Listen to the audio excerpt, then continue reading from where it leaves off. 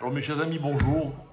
Voilà, nous sommes à quelques instants, quelques heures de Shavuot, et je ne peux pas ne pas vous rappeler un enseignement fondamental de celui qu'on appelait le Orach Chaim HaKadosh.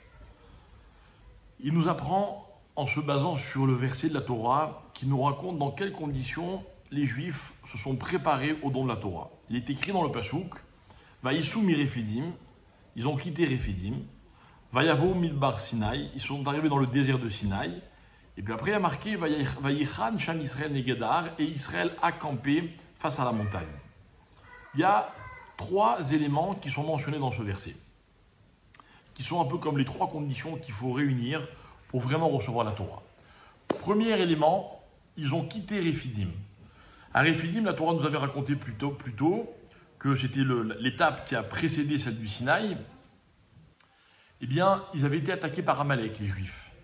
Et en fait, Amalek, c'est cet ennemi qui a vu une certaine faiblesse chez Israël. Il les a vus se relâcher. Refidim, ça vient du mot Rafou Yadaim, c'est-à-dire se relâcher un petit peu. Et en fait, dans la vie, le manque de vigilance est interprété comme une faiblesse par nos ennemis. Et je ne parle pas seulement des ennemis physiques, je parle également des ennemis spirituels. Et donc, ils ont quitté Refidim, c'est-à-dire ils ont quitté cet état de relâchement et de faiblesse. Ils sont arrivés avec beaucoup d'énergie au désert de Sinaï. Mais ils ont campé dans le désert. Le désert, premièrement, c'est un élément naturel dans lequel il n'y a rien. Dans la vie, il faut savoir se suffire du minimum. Et quelque part, on vit vraiment l'expérience de la Torah quand on accepte de prendre les choses telles qu'elles nous sont proposées. Par exemple, si je choisis une synagogue, je ne vais pas choisir la plus confortable ou la plus belle.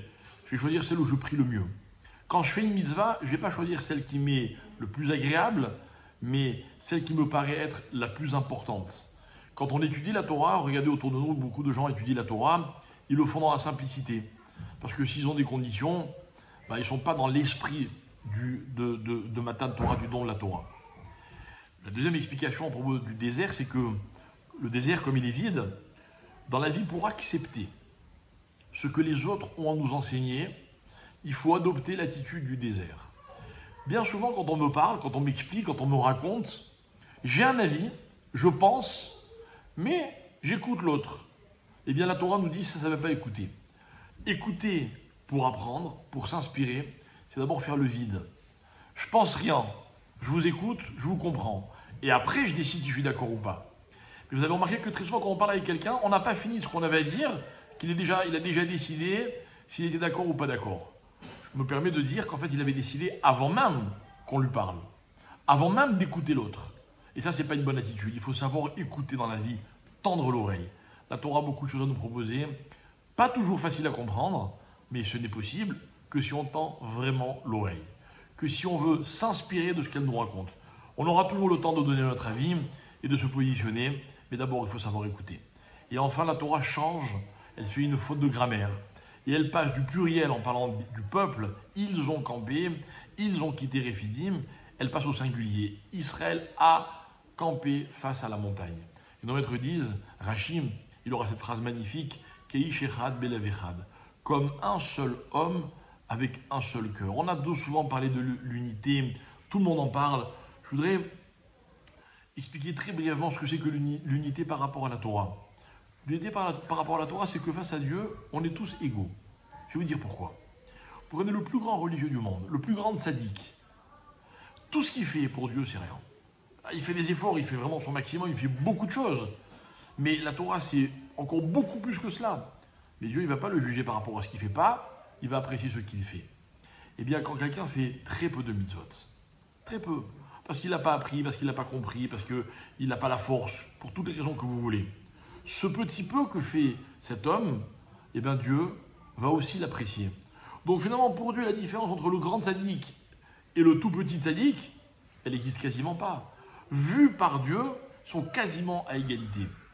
En d'autres termes, la Torah, quelque part, elle nous rend tous égaux. Et quand on a cette perspective, on a une autre approche. On a notre approche des autres. On n'est pas mieux que les autres, mes chers amis. Ou bien si peu que ça ne vaut même pas la peine d'être mentionné.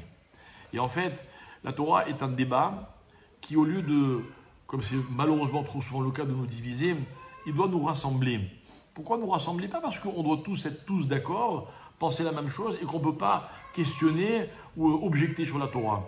Mais elle est une règle, elle est une vérité que les hommes doivent s'efforcer de comprendre. Et c'est dans cette volonté de compréhension que l'unité peut exister.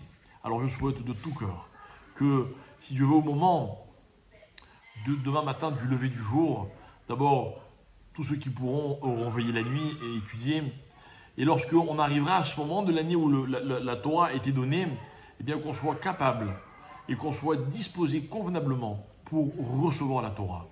N'oubliez pas qu'il y a un double événement. Dieu donne la Torah et les Juifs reçoivent la Torah. Et ça, Dieu va avoir une grande reconnaissance à notre égard pour avoir bien voulu accepter et recevoir son cadeau, que ce soit encore le cas cette année. Et si Dieu veut, qu'on ait toujours la chance et le bonheur et le mérite de découvrir la Torah, de se découvrir grâce à la Torah et de se découvrir les uns les autres autour de la Torah. Chag Sameach.